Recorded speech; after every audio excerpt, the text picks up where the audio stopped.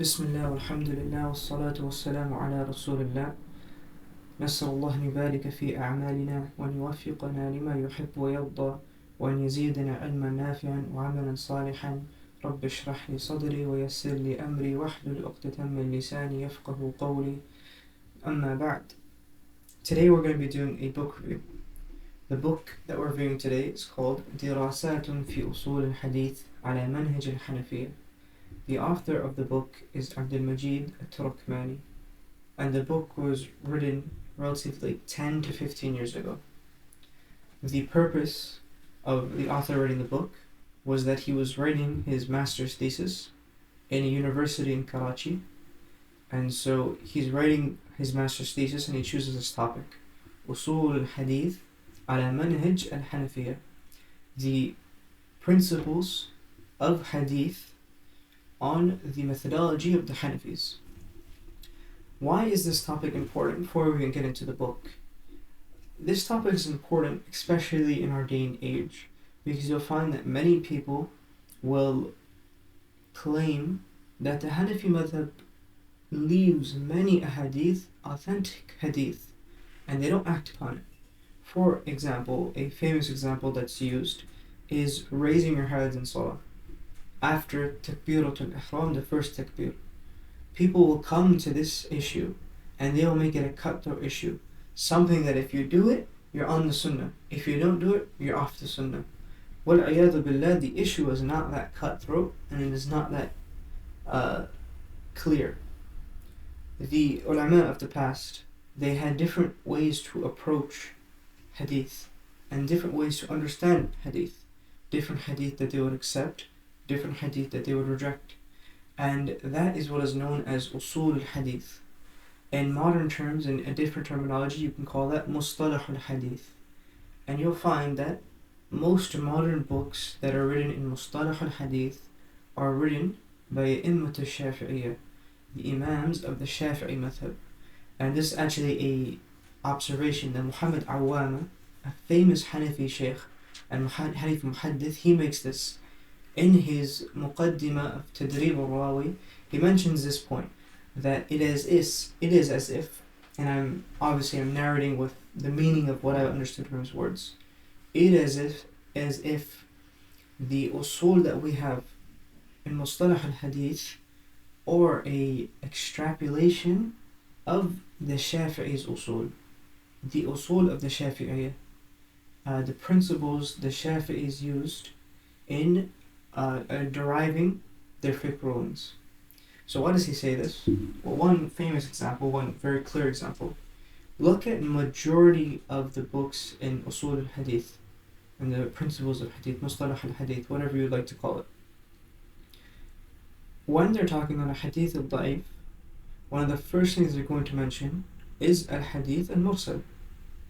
And al-Hadith al-Mursal in the Malikiyya wal-Hanafiyya وبعض الحنابلة, and some of the Hanabila, it's in a hadith that is accepted and acted upon. But for the Shafi'is, even the Shafi'is, they don't reject it entirely, but they have certain conditions that they stipulate.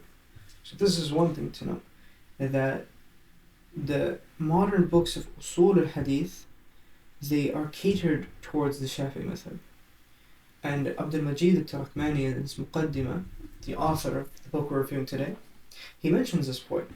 And he says that majority of the Usul al-Hadith, Mustalah al-Hadith, quote unquote, that you're going to find for the Hanafi madhhab is going to be found in their Kutub al-Usul, in their books of Usul al-Fiqh. Why is that?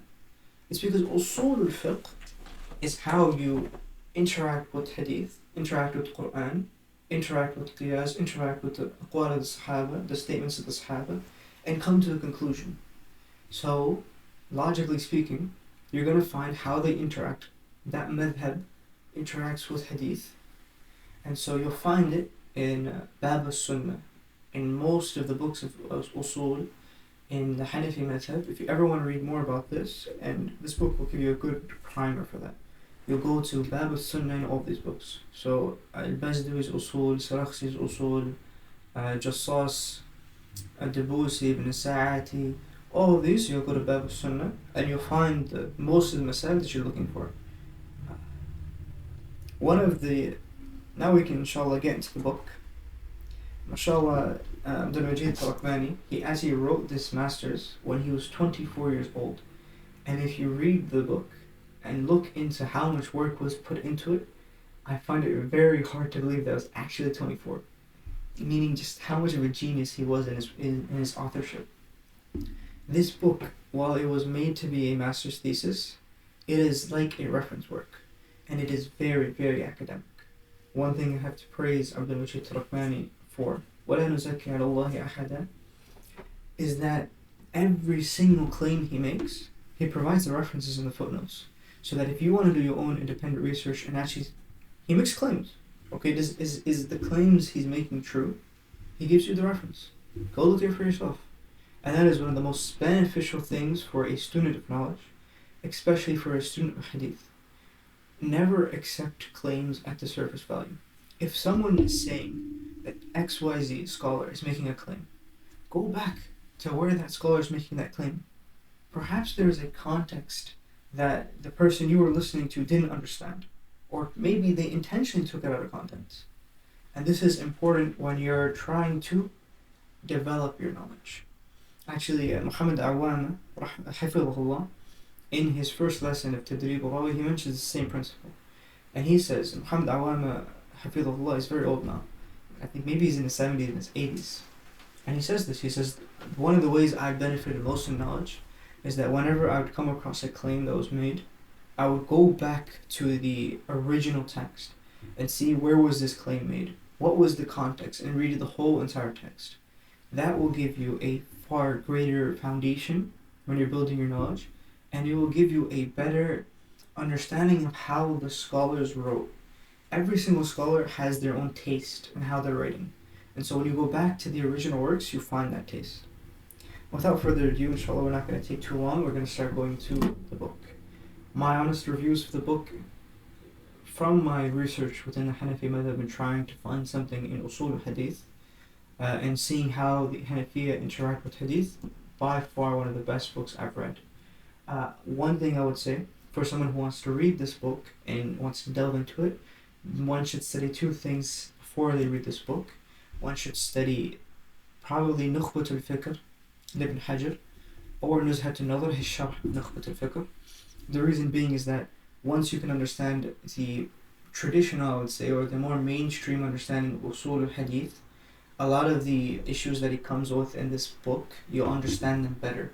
Because you understand, if you just start with this book, you won't understand how the Hanafis differ with everyone else. Another book that I would recommend reading, and it's not actually a book, but also another master's thesis. It's called تطور الفكر الأصولي الحنفي دراسة تطبيقية للأدلة الحنفية فيها. The author is Haytham Abdul Hamid Ali Khazana. He's a Jordanian student. He wrote this for his master's.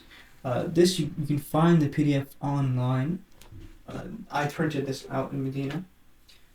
This book will be a very good primer for understanding the history of Usul al-Fiqh in the Hanafi madhhab, as well as getting familiar with a lot of the names. There are a lot of scholars in the Hanafi tradition, obviously speaking, because they were one of the most preeminent madhhab in the history of Islam. So there are many Usuli scholars, and this book, Tatawur Fiqh Usul al-Hanafi, will give you a brief introduction into all of these different scholars. What was the timeline, who came first, who came after, who was the student of who, what effects did a person's aqidah have on their usul, which is an interesting research topic in of itself. How was the Hanafi usul impacted by the Maturidi aqidah and the Mu'tazila aqidah?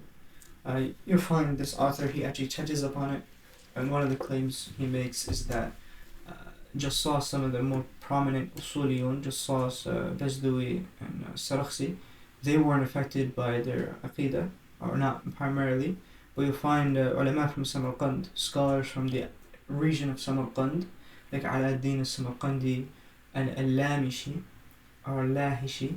These scholars, you'll find their influence of their aqidah and their usul far more prominently. So, like I said, probably best to read something like this and then study a book in Usul al-Fiqh as well, and Usul al-Hadith, study Nukhbat al-Fiqh, and study something like al-Manar, al-Nasafi, study something simple in Usul al-Fiqh of the Hanafi madhhab, then you'll really get the most benefit out of this. And the reason why I say that is because, like I said about Usul al-Hadith, it's better to have a base to compare with, because this is like more of a comparative book. As for Usul al-Fiqh, the history of Usuliyun that I mentioned, that one will help you get used to the names that I mentioned in this book and understand who's really important. And then studying something with Usul al-Fiqh will help you, especially when he comes to tarjih and ta'arud. A lot of the concepts he mentions there are concepts which are discussed in Usul al-Fiqh in the Hanafi madhhab. And as la yakhfa alaykum, the Hanafis had their own terminologies they used in Usul al-Fiqh. Mushkil, Mujmal, Khafi, Zahir, Nas. They had different ways of using those. So if you don't understand how the Hanafis use that terminology, this book, that section of the book won't make that much sense to you. طيب, how was the book formatted?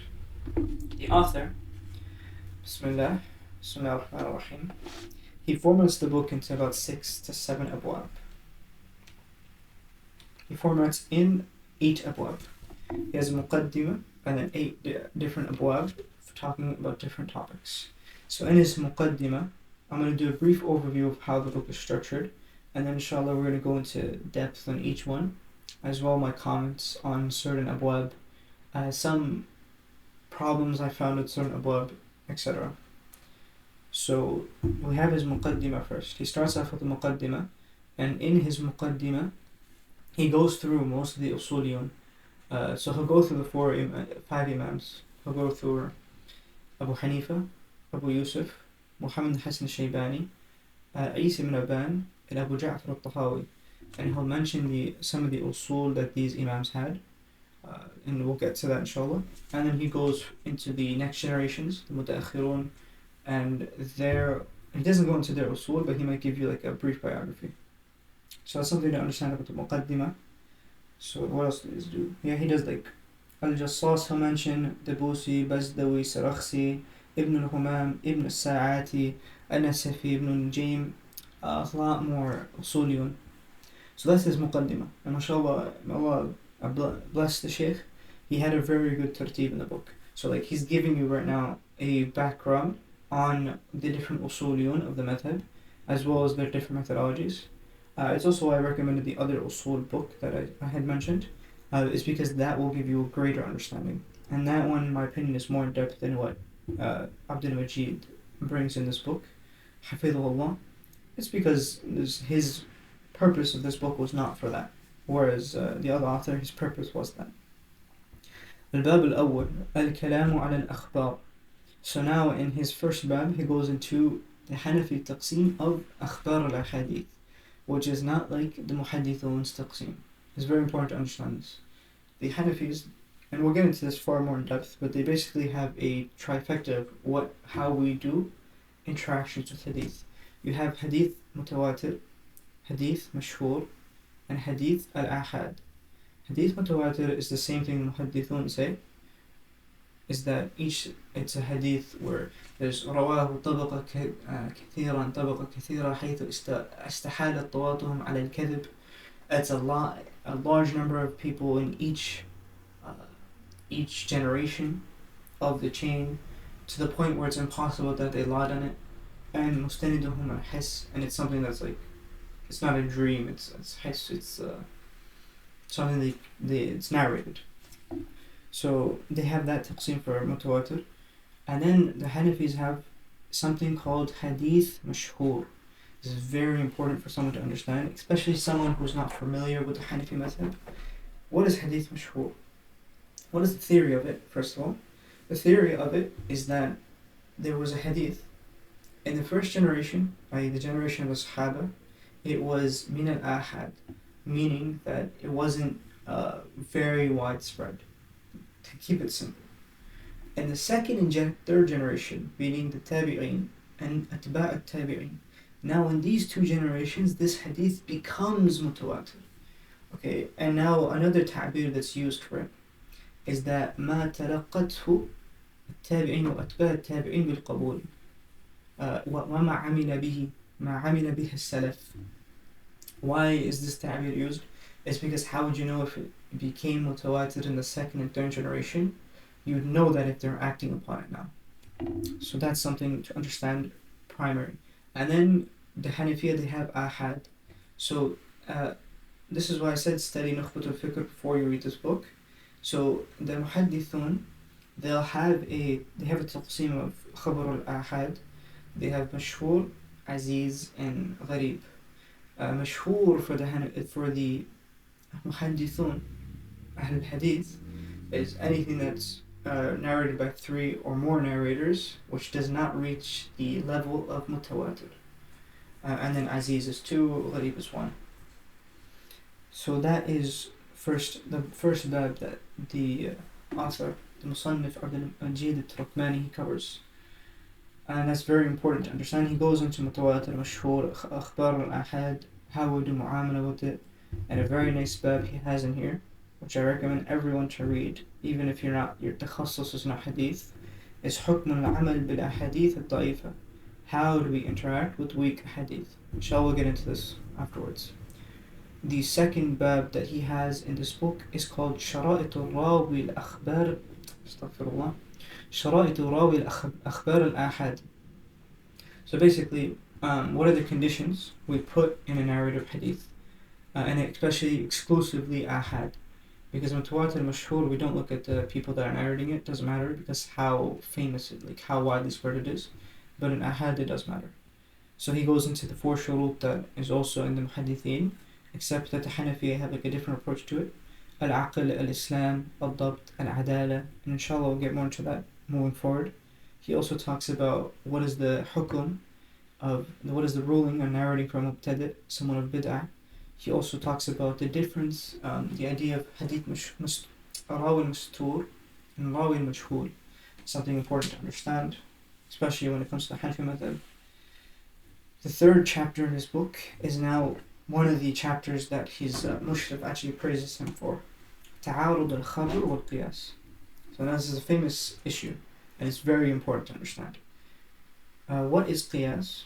Qiyas is basically extrapolating. We have one hukum that's like thabit in a hadith, and now we have another situation which we don't have anything specific on it, but this original issue and this issue share the reasoning behind it. The illah is what's called. And so because of this shared illah, we'll take the hukum, the ruling that was given to the first one, and apply that to the second one, because of a shared reasoning, a shared a reason for it. A common famous example to understand what qiyas is why is khamr, even though Hanafis have a different explanation of that, why is khamr haram? It's muskir, it makes you intoxicated. Why is alcohol haram? It intoxicates you. Okay, so then anything else that intoxicates you is also haram. Just a very simple, dumbed down idea of understanding what qiyas is. So now, the 3rd chapter in this book is addressing the idea that if we have a hadith, and this hadith is not mutawatir, it is not mashhur, and I just explained what mutawatir and mashhur are. So if it's ahad, meaning if it's ahad, do we take this hadith or do we take qiyas? And the opinion that Abdul Majid al-Turkmani, hafidhahullah, takes is that no, the opinion of the Imam Abu Hanifa, Abu Yusuf, and Muhammad, and Imam al-Hanafiya, the Imams of the Hanafi madhhab, is that no, we will always take the hadith over qiyas. And that is something that inshallah we'll get into in depth when we get to this topic. The 4th chapter he has is al-inqita'. So this is the idea that al-inqita', we have a chain of narration. An Nafi' ibn Umar and Nabi sallallahu alaihi wasallam. We have 3 people. And let's say one of them is missing. That's the idea of, okay, there's a missing person in the chain of narration. And he goes into that. That one needs far more explanation. Basically, the Hanafis have an idea of inqita' zahir and inqita' batin, which the muhaddithin have a similar concept as well. But essentially, inqita' zahir for them is al-Hadith al-Mursal, and inqita' batin, now you take into account, was the narrator, was he known for being a faqih, mujtahid, or was he not? It's a huge masala in and of itself. And he goes into different things which would cause a hadith to be weak because of a inqita' batin. Inqita' batin, inqita' zahir, for those who don't understand Arabic, inqita' zahir is basically something, a zahir is something that's very clear, whereas batin, which is something that's like hidden inside. Like my skin right now, this is a zahir, but my intestines, that's batin, that's inside. So that's inqita', that's the 4th chapter of this book. The 5th chapter of this book goes into طرق التحمل والأداء. What is طرق التحمل والأداء? Basically, how is a hadith transmitted, like taken, and how is it transmitted? So, I'm sitting in a class right now. Let's just say, for example, I'm sitting in a class and I have a teacher in front of me. That teacher is talking to me and narrating a hadith to me. This is what's known, him narrating the hadith to me is called ada. He's transmitting the hadith to me. Me now memorizing the hadith, how I memorize it, what age am I, etc. Am I a Muslim or am I not a Muslim? That is what's known as tahammul, holding the hadith. From hamala, like hamaltul waraqa, I held or carried the waraqa. Same thing with tahammul here, you're carrying the hadith. So this is another important concept. Also, one chapter where the Hanafi madhhab was extremely different from the Usul al-Hadith. Extremely different. Not that they had new things or additions or anything. It's just the way they formatted this chapter was very different. 6th chapter in the book, Aqwal al-Sahaba, the statements of the companions of the Prophet ﷺ. Now this is very important to understand, because this right here, this bab, is a reason, huge reason, why the Hanafis will differ from the Shafi'is, for example. The Shafi'i madhhab, and I'm not a Shafi'i, and I'm not mutakhassis in the madhhab, so if this is mistaken, please go forward to correct me, but they do not put as much emphasis on the action of a Sahaba. This is one of the points that I've heard from my friends who are close and well versed in the Shafi'i madhhab, is that the Shafi'is won't put as much emphasis on it, whereas the Hanafis do. And the Hanafis have a huge emphasis on the actions and the statements of the Sahaba, to the point where in their definition of what is a sunnah, when they define sunnah, they include the actions and the statements of the Sahaba in their definition of it. Okay, so that's the 6th chapter. The 7th chapter now is in the al-Jarh wa Ta'deel. Al-Jarh wa Ta'deel, for those who are not familiar with the idea of Usul al-Hadith, is basically, I have a chain of narrators, 4 to 5 narrators, and there's one person in this narration, let's say his name is Abdurrahman ibn Zayd. Abdurrahman ibn Zayd, I want to know is he a trustworthy person or is he not? And so I'd go to the books of al-Jarh wa Ta'deel. Al-Jarh is anyone saying in him something negative, saying, for example, he's a liar. For example, he had bad memory. For example, his memory failed at the end of his life. اختلط في آخره. His memory started to fail at the end of his life.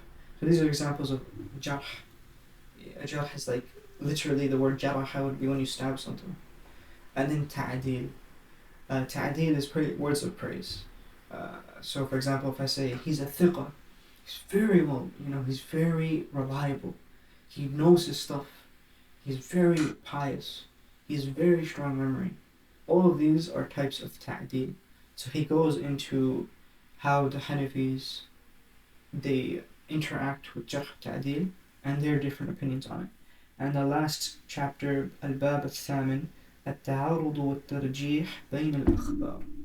So تعارض والترجيح بين الأخبار is essentially we have two hadith, and it seems from the apparent of the hadith is that they're contradictory.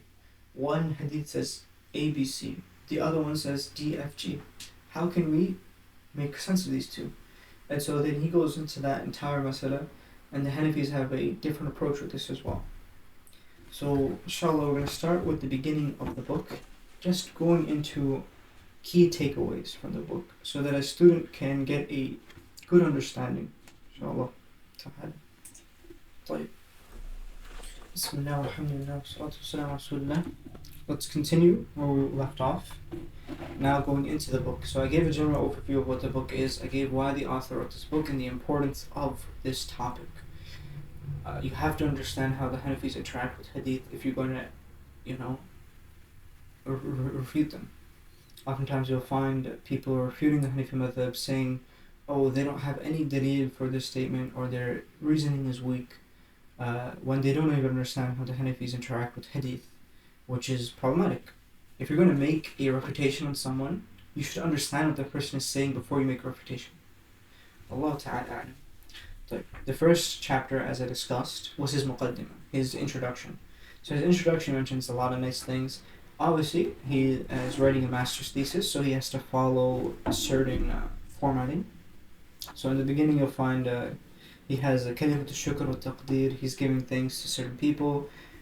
What is the topic made out of? Why is it important? Why did he pick this topic? What is his methodology throughout the entire book? And those who are familiar with the master thesis know that this is one of the most important things that you have to have, is your manhaj al-bahth. What methodology are you using? What are you going to follow? What formatting are you going to follow throughout the book? Khutat al-bahth goes through all the different chapters, and he mentions some of the difficulties he found in the book itself. So we're going to skip this part. I think anyone who wants to read the book, tafaddal. This is more of an academic thing. It was beneficial, especially when you're starting to read the book, but afterwards it's not as much benefit. It's not as much faida to go through it. So, Bismillah. The first chapter. We have al-fasl al-awwal. So this is how he formats the book. Actually quite nice. I like his designing, I'm not gonna lie. So like with his covers and stuff. And he'll put like separations. Very clear, very well formatted. Along the back. The book is very good. So his first chapter will talk about the Usul that Abu Hanifa had, certain like things that he was unique for. The Usul that Abu Yusuf had, the Usul that Muhammad Hassan al-Shaybani had, Isa ibn Aban, and the Usul that Abu Ja'far al-Tahawi had. Why does he mention these five people? Is because they're the head figures of Usul al-Fiqh in the Hanafi madhhab. Obviously, the first three is because they're the Imams of the madhhab. Isa ibn Aban is important because he is the student of Muhammad Hassan al-Shaybani, and he is considered one of the first Usuliyun in the Hanafi madhhab. As well, Isa ibn Aban, and he goes into it in the book, Isa ibn Aban was known for being talented at hadith. In fact, the story of why Isa ibn Aban, and I'll take a tangent for a second, it's in the book. The story of why Isa ibn Aban actually gets into the Hanafi madhhab and studies the Hanafi madhhab is very interesting. It's narrated that he didn't like the Hanafi madhhab to begin with, and one of his friends would try to get him, like, come sit with Muhammad Hassan al-Shaybani, come sit, just listen to him. And he would go, no, I don't want to sit with these guys. I don't want to sit with him. These people, I've heard they yukhalifun al-hadith. They just differ from hadith. They hear qala Rasulullah, they hear, oh, the Prophet said, and all they say is Abu Hanifa said, or oh, my opinion is. Now, this is the idea that Isa ibn Aban had about the Hanafi madhhab. And so one of the days that his friend actually convinces him, he says, no, come on, I'm going to force you, today you have to sit, just one time, with Muhammad Hassan al-Shaybani. And so Isa ibn Aban is sitting in the dars of Muhammad ibn Hassan, which is one of the students of Abu Hanifa, and he's sitting in the dars, he's listening. He's like, you know what, these guys got a good point. After the dars finishes, his friend takes him to Muhammad Hassan al-Shaybani. He says, this is my friend, he didn't want to sit with you. And Muhammad Hassan says, and she uses a term, an endearing term, inshallah, if I get to our saying. Muhammad Hassan, he uses an endearing term to address Isa ibn Aban. He's like, yeah, Ukhayyar, Yeah, Habibti, Allah, I have to check it in the book. And he goes to him, don't refute us until you know what we have to say. And so Isa al-Ban starts bringing him different hadith that he sees that the Hanafis, that Muhammad al-Hassan differs with and contradicts. And so Muhammad al-Hassan starts explaining to him everything that, what their understanding of these hadith are. And Isa al-Ban is astounded. And he goes, today a sitr has been removed. I've actually seen light for the first time. That thing that was covering me and blinding me from seeing light, it's got removed. So that's an interesting story about why Isa al-Ban even started studying the madhhab, and it shows that he had an affiliation with hadith from the get-go. And so that's why Muhammad Abdul Majid Tarakmani, he mentions him, as well. He's just one of the giants in Usul al-Fiqh, especially when it comes to the Hanafis. Some interesting points when he talks about the Abu Hanifa and his Usul. One of the things he mentions is that Abu Hanifa had a very strict condition when it comes to riwayatul al-hifz. So the condition that Abu Hanifa has when he puts a condition on the memorization of a narrator, he says that from the second you memorize the hadith to the second you narrate the hadith, min khamil al-ada, you have to have the hadith memorized very strongly. And he's quite strict on that. That's one of the reasons why they say he didn't narrate many hadith, as well as the fact that he was very busy with ilm al-fiqh and fatwa and etc. Well, that's one of the things that he mentions. Yeah, he says in the page 27, يشترط لقبول الخبر الواحد استمرار حفظ الراوي لمرويه من آن التحمل إلى الأداء. So that's Abu Hanifa.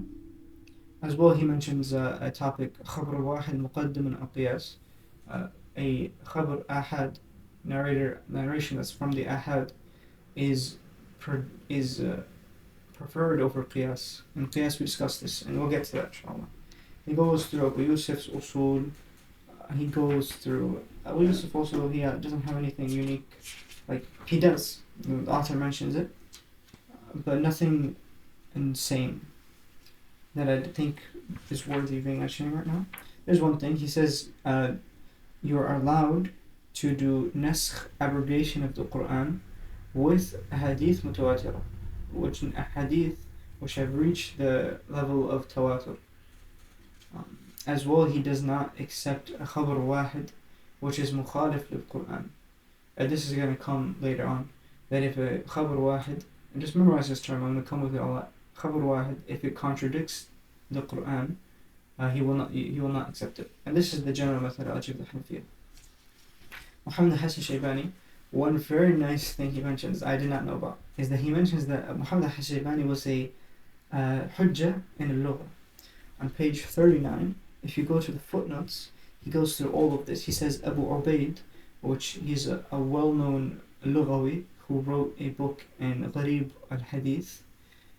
It's one of the high-ranking books in Gharib al-Hadith amongst even muhaddithin. He mentions him as a hujjah in lugha, and so does al-Mubarrad. So that's something interesting to know. Same thing he mentions, he's saying that Muhammad Hassan Shaybani also said, if it comes to khabar wahid and it comes to qiyas, we're going to take khabar wahid wa da'ani da'. Then we have Imam Isa al-Ban. Here he mentions the story of Isa al-Ban. It's very interesting. That's what I mentioned. And how do we even know what Isa al-Ban says, by the way? It's very important to understand. Isa al-Ban, none of his books reached us by themselves. Al-Imam Abu Bakr al-Razi, well known for al-Jassas, in his book al-Fusul, he narrates huge chunks of Isa ibn Aban's works. Isa ibn Aban has two main works, al-Hujj al-Kabir and al-Hujj al-Saghir, and those are from the works that are mentioned within al-Fusul lil-Jassas. As well, what's interesting about Isa ibn Aban, for his al-Hujjat al-Kubra, it's mentioned Allah Ta'ala bisihhatihi, and it has to be actually academically studied if this is true or not. Muhammad al-Zahid al-Kawthari, he mentions this, as well as Salah al-Hajj, that his book al-Hujjat al-Kabir, or al-Hujjaj al-Kabir, was made as a refutation and a book to respond to Imam al-Shafi'i's al-Risala al-Qadima. Imam al-Shafi'i has a famous work in Usul al-Fiqh. It's called al-Risala. So he has a Risala al-Jadida and al-Qadima. His old Risala he wrote when he was in Iraq. And his new Risala, which is the one we all have now, we all hear about now, was wrote in Misr. And it's said that Isa ibn Aban, he wrote this book as a refutation of the old Risala for Shafi, which is why Shafi ended up leaving Iraq and had to go and write in Risala and change the Usul. Allah ta'ala بصحة ذلك. Allah knows if that's true or authentic, but it is something that is mentioned amongst the Hanafis. And it's worth noting. Allah ta'ala a'lam. Isa ibn Aban in his Hujjaj al-Saghir, and this one is more authentically narrated on why he actually wrote it. Basically, one of the Umara at the time, so you can find the Nas, al-Ma'mun, who was the Khalifa at the time, he basically finds al-Ma'mun بتلك الأحاديث التي أخرجها. So there's a bunch of hadith. It's brought to al-Ma'mun and said that these people, they are rejecting these hadith. يخالف الحديث. And so, and he brings this, al-Ma'mun, Khalifa, he brings it to Ismail ibn Hamad, which is the grandson of Abu Hanifa. He doesn't really make that productive of a response. He also brings it to Bishr al-Marisi. Bishr al-Marisi is the famous one who did the fitna to khalq al-Quran. He's one of the people that caused that. He doesn't respond to it. He also brings it to Yahya ibn Aktham, and he doesn't respond to it. But Isa ibn Aban, now he brings it next to Isa ibn Aban, and Isa ibn Aban creates a book, al-Hujjat al-Saghir or al-Hujjaj al-Saghir, in which he responds to all these refutations of the Hanafi madhhab, saying you contradict these hadith, and he now starts responding to them. Which is also why Isa ibn Aban, being in a book in Usul al-Hadith, the manhaj al-Hanafi, is very important. So just source narrates a lot from him. Then we have Abu Ja'far al-Tahawi, which is very interesting. Abu Ja'far al-Tahawi is something different, Allahumma barak. He has two famous books, Mushkil al-Athar and Ma'ani al-Athar, and he's known to be like a heavyweight Hanafi. He leans towards the style of the Muhaddithun, but he is very well respected within the Hanafi madhhab itself. Actually, the story behind him becoming Hanafi is interesting in itself, and it's very funny, honestly. And basically, his teacher, Imam al-Muzani, and al-Muzani is a Shafi'i student. He comes, al-Muzani is Abu Ja'far al-Tahawi's teacher, and he says to him one day, "You're not going to become anything. You're not going to become anything." Abu Ja'far al-Tahawi takes it to his heart. He says, "What? Me? I'm not going to become anything?" He goes and he says, "Okay, I'm going to prove him wrong." Now, see, I mean this like not as a riwayah, but like I'm telling the story of how it happened. So I'm adding a bit of emotion to it. So he goes and he says, "I'm going to, prove him wrong." So he becomes a Hanafi. And then he becomes a giant in the Hanafi madhhab, to the point where it's said that he's a mujtahid mutlaq, like he can do his own ijtihad. And he says later on, Wallahi, if al-Muzani was alive today, he would have to make up for the oath that he made. Because al-Muzani said, Wallahi, you're not going to become anything, and then it became something. So he'd have to make up for that. So it's very funny, subhanAllah. And it's very interesting in the history of Hanafis and Shafi'is. Whenever you'd find a great Shafi'i scholar, you'd also find a great Hanafi scholar as time. What's very interesting to note, al-Khatib al-Baghdadi, one of the prominent, he's associated with Shafi'i madhhab, one of the prominent Shafi'is. In his time, who was alive? Abu Hussein al-Quduri, the author of Mukhtasar al-Quduri. If you look at Ibn Hajar, who was alive at his time? Al-Aini, Ibn Humam, who was a student, Qasim al-Qutluba. All these people are very well respected in the Hanafi madhhab.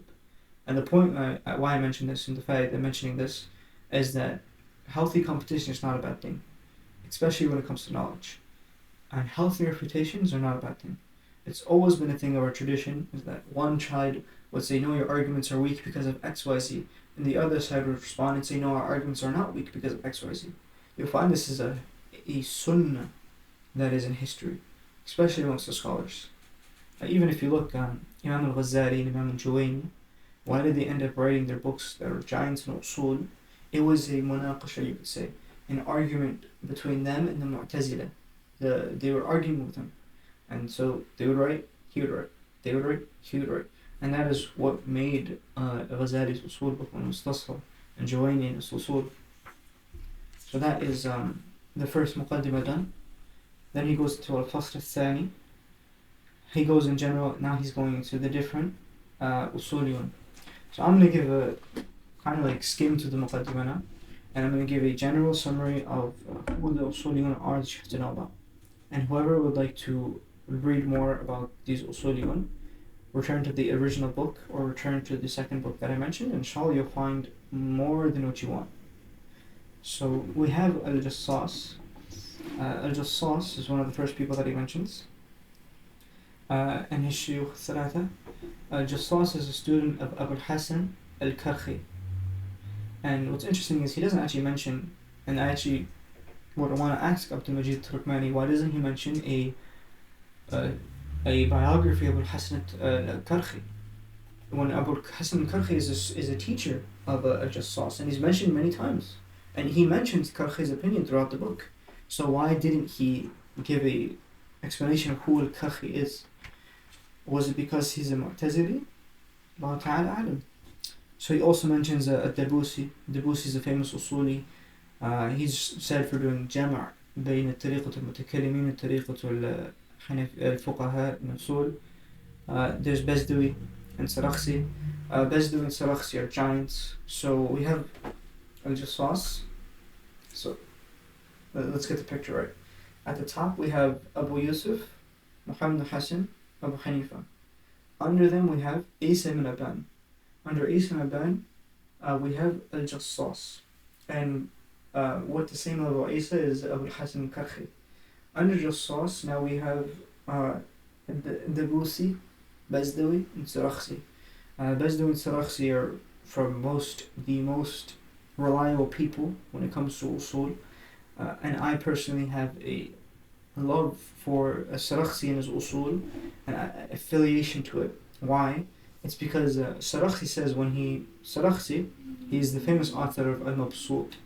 Al-Mabsut is a Hanafi book where essentially he's explaining what's known as Zahir al-Riwayah, which is, he's explaining the books of Muhammad Hassan al-Shaybani, just to keep it simple for those who don't have a background in the Hanafi madhhab. So he's explaining the books of Muhammad Hassan al-Shaybani in his book Al-Mabsut. After he writes Al-Mabsut, which is covering all of the Hanafi Masail, or a majority of them, he writes his book in Usul. And he says in the Muqaddimah that I'm writing this book in Usul so that you can understand how these rulings in Al-Mabsut came to be. So it's very important to understand the history of these books, why they were written, and their importance. So you have Bezdawi, you have Sarakhsi. I'm going to skip a bit of this for the sake of time. You have then he goes into his next chapter. He goes into Ibn al-Humam, Ala-Din al-Samarqandi, Al-Ala al-Asmandi, and Ibn al-Sa'ati. Ibn al-Humam is the author's favorite in my reading of the book. And you know, when you read a book that's 600 pages long, you kind of notice trends that the author is doing. One of the trends that the author has is he always leans towards Ibn al-Humam's opinion. And it's quite funny sometimes.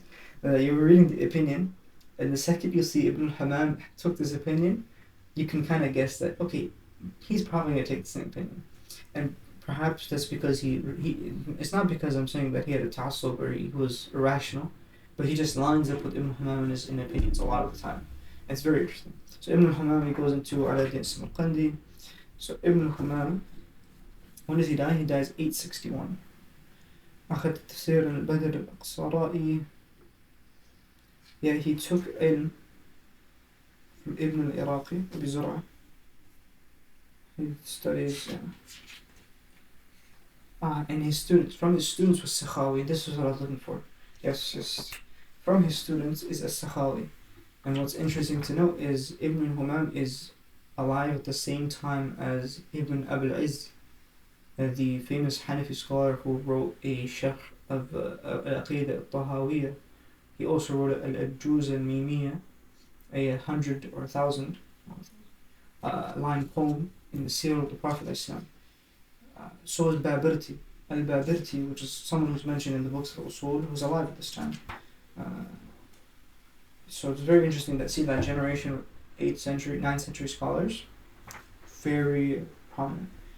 Al-Din al-Samarqandi, he's from the scholars of Samarqand, and actually the author of this book that I mentioned previously, he says that he was from the students of Abu Mansur al-Maturidi, and he actually took a lot of his usul and his aqidah was shown in his books of usul. Like it was clear that he was picking certain usul because it was coherent with his creed. Then we have Ibn Sa'ati. Ibn Sa'ati is very important. He's one of the people that's said to have done Jama' Bain. He brings together the methodology of the Fuqaha and the methodology of the Mutakallimin in Usul. And that discussion itself, do these schools actually exist? That's a discussion to be had at a different time. Then we have Al-Ikhsikati, Al-Khabbazi, Al-Nasafi. Al-Nasafi is the famous one, Abu al-Barakat al-Nasafi. There were multiple Nasafis in the history of the Hanafi madhhab, but Abu al-Barakat al-Nasafi is the most famous one. He's the one who writes Al-Manar, and he's the one who writes a lot of other books.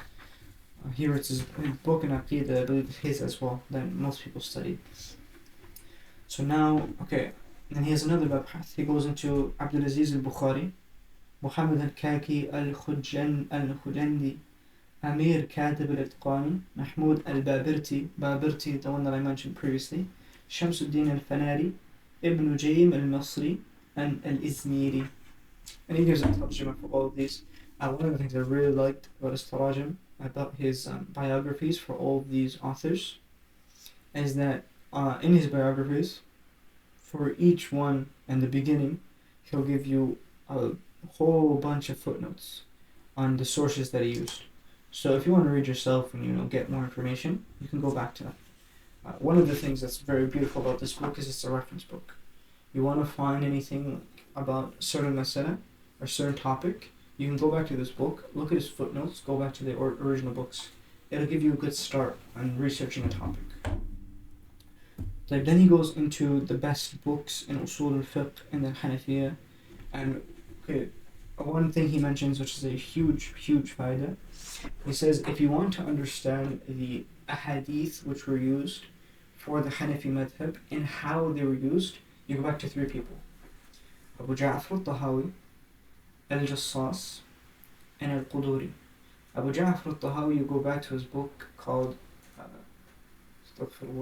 Mushkil al-Athar and Ma'ani al-Athar. Go back to these 2 books for Abu Ja'far al-Tahawi. As for al-Jassas, go to his al-Fusul, go to his Ahkam al-Quran, or go to his Sharh of Mukhtasar al-Tahawi, which is a fiqh book Tahawi wrote and he explained it. And then if you want Quduri, you go to his book called At-Tajreed, and you'll find many masail connected to hadith and the Hanafi proofs in hadith in those books. In fact, Sheikh Salah Abul Hajj, which is a famous Jordanian Hanafi sheikh, he mentions this a lot, that if you want to understand the idea of al-Hadith al-Mutawatir, you should go back to Abu Ja'far al-Tahawi's books. Allahu ta'ala a'lam. So now we finished the Muqaddimah. Yes, alhamdulillah, bi'ni'matihi tatimmu as-salihat. That is the first part of the book finished. Now we're going to get into al-Bab al-Awwal, which is al-Kalam al-Akhbar. Now we're going to get into al-Hadith al-Mutawatir, al-Hadith al-Mashhur, and Khabar al-Wahid. And inshallah I'm going to go into what's different from the Hanafi way and the Muhaddithun way in these hadith, in these abwab. طيب, Bismillah wa alhamdulillah wa salatu wa salam ala rasulillah. So I actually mentioned in the first section of this video how the Muhaddithun look at this, do their taqsim of a hadith and how the Usuliyun, the Hanafis, do their taqsim of hadith. So it's important to understand, just a brief recap, because it's been about 50 minutes now. The Muhaddithun, how do they do it? They have hadith mutawatir, hadith ahad. Hadith mutawatir is basically every single generation of the hadith is mutawatir. So many people that it's impossible they agree to lie about this. A hadith al-ahad is anything that's not mutawatir for the muhaddithun. Now we have the Hanafis, different taqsim. They have al-mutawatir, al-mashhur, ahad. Mutawatir, same thing as muhaddithun. Mashhur, that which the salaf, the sahab, the tabi'een and the atba' tabi'een was famous during their times and they acted upon it. And ahad. Ahad is the lowest rank according to the Hanafi. Okay, first thing to understand is that. So let's actually go to the table of contents and we'll go through the different abwab that are important to understand in this topic. So, Bismillah. So first he does the taqsim ila mutawatir wa mashhur wa wahid, which is what I just explained. Then he goes into al-mutawatir. So al-mutawatir in the muhaddithin is two types. Mutawatir lafzi and mutawatir ma'nawi. Mutawatir lafzi, which is very rare, is basically there is a hadith and the lafz, i.e. the wording of the hadith is mutawatir. It's remember this phrase, mutawatir. It's widely narrated. So this is mutawatir lafzi for the muhaddithun. An example of this could be the hadith من كذب علي متعمدا فليتبوأ مقعده من النار. Whoever lies on me intentionally, then let him take his place in the hellfire. And then there's mutawatir al-ma'nawi. Mutawatir al-ma'nawi is basically the idea is there, and it's always that you find the idea constantly in each generation, in each tabaqa. So example of that would be mas al-khuffayn, wiping over leather socks. This idea is mutawatir. So that's important to understand. As for the Hanafiya, Abdul Majid al-Turkmani, he does it into a four-part taqsim, four-part split, sectioning. That's the word, sectioning. He does tawatur al-isnad, tawatur al-tabaqa, tawatur al-amal, tawatur al-qadr al-mushtarak. So let's go one by one and just I'll explain what they are. I'll take some notes for this, just so it's easier to understand and explain. The first one is tawatur al-isnad. Tawatur al-isnad is basically what I just explained. The muhaddithun says at-tawatur al-lafzi, as that same hadith, the lafz, the wording of it was mutawatir in every single generation. Then you have tawatur al-qadr al-mushtarak. I'm going to go in a different format so that makes more sense. This is the same idea as the tawatur al-ma'nawi that the muhaddithun have.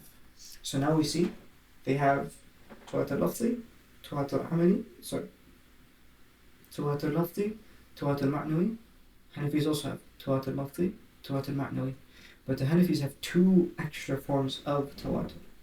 First one being tawatur at-tabaqa, or what's also known as tawatur madrasi. This is the idea of how the Quran was transmitted to us. It was something that was so widely spread in its entirety from one madrasa to the next, from one generation to the next. Then you have a tawatur al-amali, and basically this is the idea that we have an action that our predecessors used to do and we just kept on doing it, and that is each generation just continued with this action, and that's what's called tawatur al-amali. That's important to understand as well.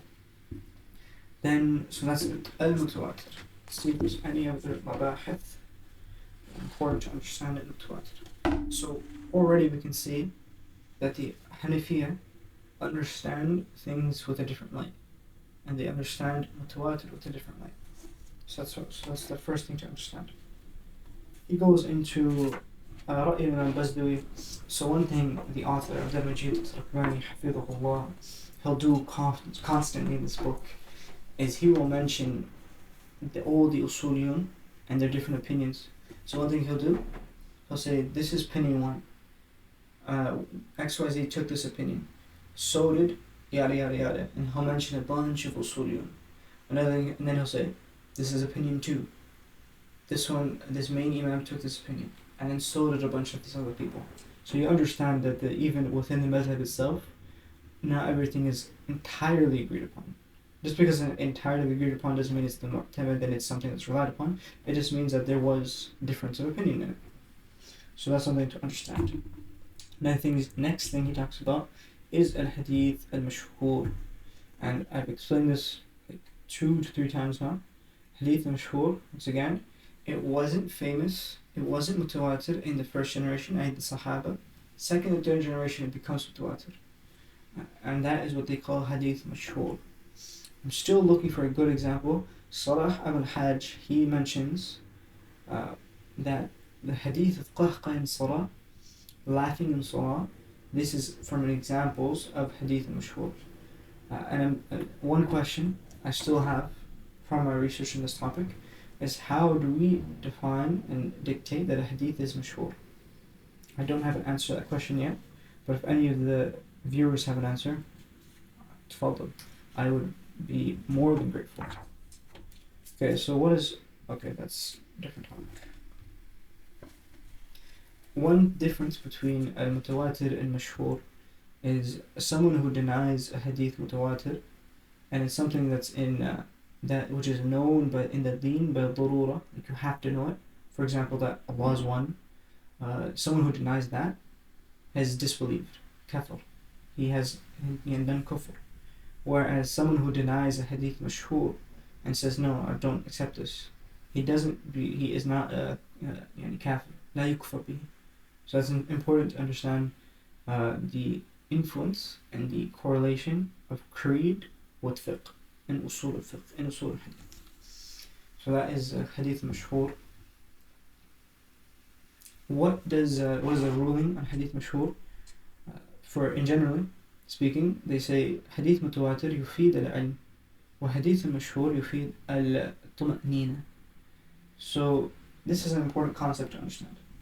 Because if you can understand this concept, you can understand why the Hanafis approach things the way they do. Think of yourself right now. World War II, 1940s. We're now currently in 2025. So it's about 70 stuff. It's nearly 100 years ago. If we're thinking about World War II, who would we go back to find out about this? You would have people alive right now who are alive during World War II, or their parents were alive during World War II. And so if you wanted to find out about World War II, you just ask them, hey, what does your dad know about that? The same thing comes into place when we talk about Abu Hanifa and Imam Malik, because they're both born within the first 100 years after Hijrah. So the Prophet ﷺ, he dies 11 Hijrah. About 60 to 70 years later, you have Abu Hanifa and Malik on the scene. Or you can say 80 years later. So only 1 to 2 generations has passed. In fact, they say that Anas died in the 90s, Hijrah, and Abu Hanifa was born in 70, so it's very likely that they met. And that's one of the claims that's made, which they say, the Hanafis say, which is why he's a tabi'i. Allah ta'ala bi sahti dhalik. Allah knows best if that's actually true and authentic. So we have Abu Hanifa now, when he's looking at a hadith, he will look at it from a sense of what did the tabi'in, what are they acting upon? What are the Sahaba acting upon? Because he lived with them. He lived with their kids. He can directly know what it is about. So that's why he takes this hadith mutawatir and hadith mashhur, and this, you can say, yufid al-ilm indahu, for certainty. Hadith mutawatir, for certainty, that's 100% true from mutawatir. Hadith mashhur, it has a little bit of doubt in it. Okay, it might be mistaken, but it's probably not. That's why they say yufid al-tuma'nina. Tuma'nina is the idea of your heart being at peace with it, feeling tranquil with it. And then ahad, yufid al-dhan. Yufid al-dhan, and the dhan can be translated to be you're not certain in it. There's possibility that it's right, and there's possibility that it's wrong. That's the idea of dhann. So that's the idea of the ruling on mutawatir, mashhur, and ahad. And for the Hanafi, all of the ahad, because you feel dhann, there's a possibility that it can be mistaken. It will never be taken over. If you had like two hadith in front of you, one of them is mashhur, one of them is dhanni, is ahad, khabar wahid. You would never take the khabar wahid over the mashhur hadith, because mashhur hadith has a stronger weight than the dhanni hadith, the khabar wahid. So that's something important to understand. Now, one mabhath, one chapter that he has in here that's very, very, very nice is how do we act and interact with weak hadith. So first of all, what is a weak hadith? That is a whole topic of in itself. And there's many different reasons for saying that hadith is weak. But basically, a hadith will either be one of three things. I'm generalizing. It's either sahih hadith, hasan hadith, or da'if hadith. And I know there's hasan sahih, there's sahih li ghayri, the hasan li ghayri. Ignore that for now. We just have sahih, hasan, da'if. Now we're talking about this specific topic of hadith da'if. How do we interact with it? What are we using it in? So he makes a differentiation. The author, he makes a differentiation between ahkam and fadal a'mal. Ahkam is rulings, whereas fadal a'mal is just you can translate to be good actions. And he says that these weak hadith will never, for the Hanafis, be used in ahkam rulings, but they will be used in fadal a'mal, beneficial actions. Well, what does this mean? Because now the question becomes, what is fadal a'mal? And he actually defines it, hafidhullah. He says that anything that falls under fard, wajib, sunnah, or haram, all of this is ahkam. We don't accept hadith da'if in it. And when I say don't accept, meaning we don't rely. Like it's the only thing and we use it. No, we don't do that. The Hanafis don't do that. And he says in fadal a'mal, that is in something which is mustahab or makruh tanzihi. And to understand this, I'm going to show right now a chart of the hukm taklifi in the Hanafiya. Okay, so if we look here, this is a diagram explaining what al-hukm, how the hukm taklifi system works in the Hanafi madhhab. So we have that which is haram qat'i, that which is fard i'tiqadi. So haram qat'i, fard i'tiqadi is the opposites. Then we have something which is fard amali, which is the opposite of haram dhanni. So these two right here at the top, if you disbelieve in them and you don't believe they're true, you yakfur. The person who does that now has left the fold of Islam, or he has in threat of leaving the fold of Islam. And then we have wajib and ithm. So one thing to understand is the Hanafiya, they have this idea of makruh tahrimi and makruh tanzihi. So that's important to understand. When we're talking about fadal a'mal, we're only talking about mustahab, adab, and makruh tanzihi. We're not talking about makruh tahrimi, which is the opposite of sunnah mu'akkada and wajib. No, we're talking about makruh tanzihi. So anything that's mustahab or something makruh tanzihi or some adab will accept fadal a'mal in it. Hopefully that makes sense. A slight correction, we'll accept hadith da'if in it. We'll accept hadith da'if in it. So that's very important to understand, because oftentimes in this generation you'll find people saying, oh, there's a hadith da'if, you can't look at it. And that is not the methodology of the scholars to pass. There's a way to use hadith da'if. There's a time and place for hadith da'if. But it's not just totally thrown out the door and useless. Another point he mentioned is that Shaykh al-Islam Taymiyyah, Ibn Hazm, and Shaykh al-Islam Ibn al-Qayyim, or Shaykh Ibn al-Qayyim, all of them, they attribute to the Hanafi madhhab that they use in ahkam, in rulings, hadith da'if, weak hadith. And in his page 164, he talks about this issue. And he basically, the summary of what he's trying to say is that the statement Ibn Hazm uses, it says, first of all, he doesn't provide a sanad for it. There's no chain to authenticate it.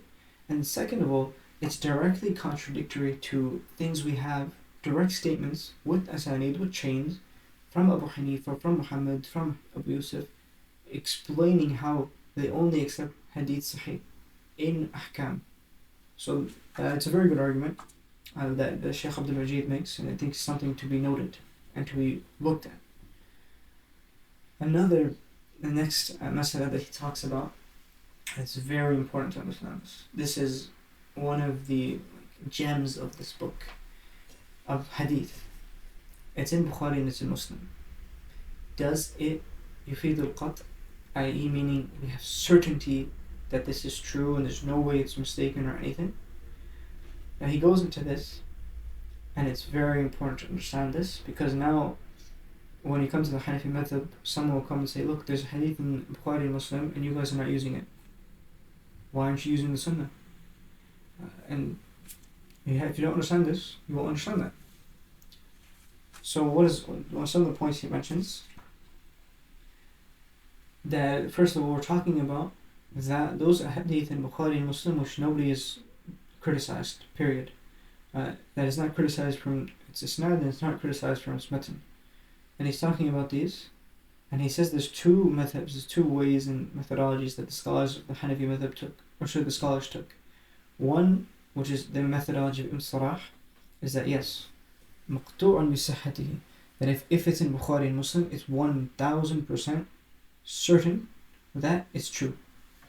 And there's another methodology, which is if it's in Bukhari and Muslim, then it is just like any other ahad. There's possibility that's true, and there's a high possibility, but there's also a possibility that's incorrect, like mistaken. And this is the opinion that An-Nawawi takes. And he says, وَخَالَفَهُ الْمُحَقِّقُونَ وَالْأَكْثَرُ. He explains Ibn Salah's opinion, and then he says, وَخَالَفَهُ الْمُحَقِّقُونَ وَالْأَكْثَرُ فَقَالُوا يُفِيدُ الظَّنَّ مَا لَمْ يَتَوَاتَرْ. That يُفِيدُ الظَّنَّ, this idea between the dhann and yaqeen and ilm is important. He says يُفِيدُ الظَّنَّ, which is exactly what the Hanafi say. يُفِيدُ الظَّنَّ. And most of the Hanafiya took this approach. So that's important to understand now, because the Hanafis will say, for example, in famous masala, in قراءة الفاتحة في الصلاة, reading Surah Al-Fatiha in prayer, is it mandatory, is it a rukn, or is it wajib? There's a hadith in Bukhari and Muslim, لا صلاة لمن لم يقرأ بأم الكتاب أو بفاتحة الكتاب في بعض الروايات. There's no salah for someone who doesn't read with this hadith. With the Fatiha. And so someone would come to the Hanafi madhhab and say, look, there's a hadith, Bukhari, Muslim, and you guys are saying it's wajib, it's not a rukn. You guys are contradictory to the hadith. And we would say, or Hanafi would say to them, Jazakallah khairan, I appreciate your concern, it's not what we're doing. We have a Quran ayah, which we say is in يفيد العلم فقرأوا ما تيسر من القرآن معك من القرآن. Read that which is easy for you from the Quran. And that is something, the dalil for it is in martabat al-ilm wal-yaqeen. Whereas this hadith is from the ahad, it's from khabar al-ahad, and it's not saying we throw it out. That's not what we say.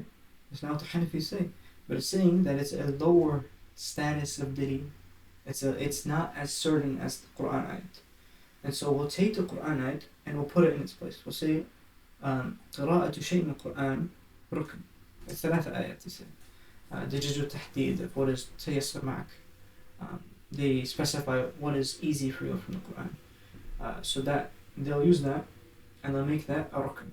And then they'll take this hadith because they respect it. They're not just going to throw it away. It's a very valuable hadith. And they say, okay, this means that to recite Fatiha in Salah is a wajib, but it's not a rukn. It's not a pillar. And so that is how the Hanafis, they'll look at dalil and they'll look at how much certainty we have in the authenticity of this dalil, in this proof, and then they'll put it in its according level. So that's something to understand about Khabar al-Ahad and how the Hanafiya interact with Khabar al-Ahad. So what else is there that he talks about?